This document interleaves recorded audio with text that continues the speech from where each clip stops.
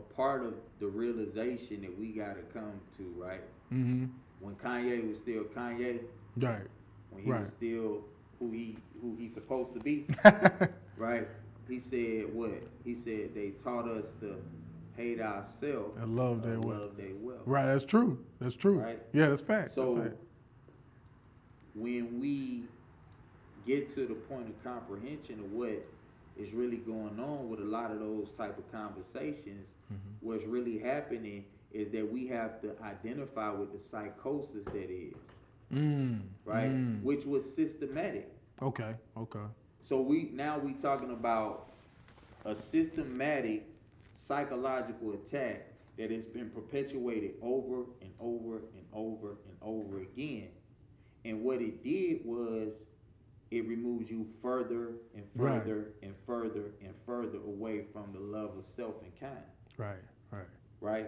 So now, when I talk with the gangs and homies that's in the gangs and everything else, right? How you could go blow down your ops. You could kill 18 dudes that look just like you, but when the police come get you, you drop your gun and try to run. You know, and you know what? That's like one of the biggest gripes I had. You know, where I done seen it. They'll walk 90 dudes out of neighborhood, Right. and they'll walk with them and go with them when all you had to do was enforce that same judgment you would on anybody on the street. You enforce that judgment right then with whoever's trying to capture you. That's what I don't understand that. Right. You know, so that does need to be taught. But like you say, systematically, and the way that people think, if you think is the police and the law being the supreme law and their word is where it is going to stop you every time they come around, you're going to stop and shut down, you know? Right. So, like, but it takes years to get there, you know? But what would make a strong man who, you know, you see guys who, I done seen dudes who could just take out 10 dudes in the club fighting by themselves. What'll make a dude like that just stop and go in and out of cell and be bound? You know, I don't understand that. You know, I don't understand how you get around that, but we literally see that every day, you know? Right. So you might as well go ahead and go all the way out. Right. You know what I mean? Right. You're going to go sit down forever. Right. There's a possibility you might go all the way out and get away. Right. Yeah, that's true. Hey, you think they ever, side note, you think they ever caught a Christopher Dorner, the police officer in L.A.? Because I always say they ain't catch, bro. I don't think they caught him. The way it presented, but just like that, that's somebody who said, "Hey, I done had enough," and you just about seen the whole California state buckle to this one guy. Right. You know, they couldn't stop him. They was talking about he making missiles and rocket launchers, and he done jumped on a helicopter, but. You know, it's just that one thing that clicked in his head to say, hey, I'm in control, I'm in power today. I don't understand why that doesn't spill over into the streets, you know? Yeah. It's a question to be continue to ask. It's all psychological, bro. Yeah. I mean, you know, that's why it's so important. This right here, that's my oldest daughter on that book. Wow. That's her middle name.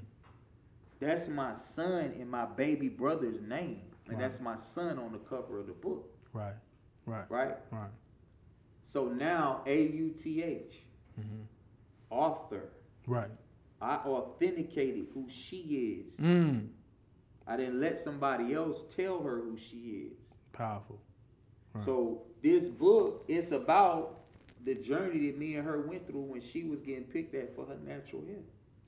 That's why it's called Ariel's crown, because I told her, your hair is a crown. That's why I grew up to the sun. And you was on this book from 2014, right? Right, that came out in 2014. 2014, you were. Well, how do you feel about the Crown Act being passed now? Does it mean anything, or you think they playing, or why is it that we need a bill for our hair? I mean, you know, why do we need a bill? Because we're still being tricked into thinking that somebody could validate who he is, bro. Wow. That's why I'm the authority in my baby's life. Right. Yeah. I authorize and authenticate AUTH. Right. Yeah. You know what I'm saying? So now they're not stuck in a mold of what somebody else is telling them through his story. Wow. Right. Nah, This who you is, baby girl. Right. That's Queen Hatshepsut. She was the female pharaoh in ancient Kemet. That's Queen Nefertari. That's, you see what I'm saying? Right. This is Aset. This is Ma'at. So now, she 14 years old, and right now she reading a book called The Holy Science that's about the astrological ages and cycles in ancient Indian teachings. Wow. You see what I mean? A book that I didn't learn about until I was 38 years old. She reading it at 14 now. You got the early start. Right. Yeah. So once we make the decision to take that red pill and unplug from that matrix, and we truthfully begin to walk that walk, we begin to realize how divine life really is. Because everything about life is showing you something. That's true. Yeah. You either take it in, believe it, see it, or make it what you want to make it. Right. Definitely. The question is always, what are you learning in the process? Hey, I'm Just a Little Toxic Podcast. We got more coming up. My boy Dewayne Hendrix, aka Young Bread.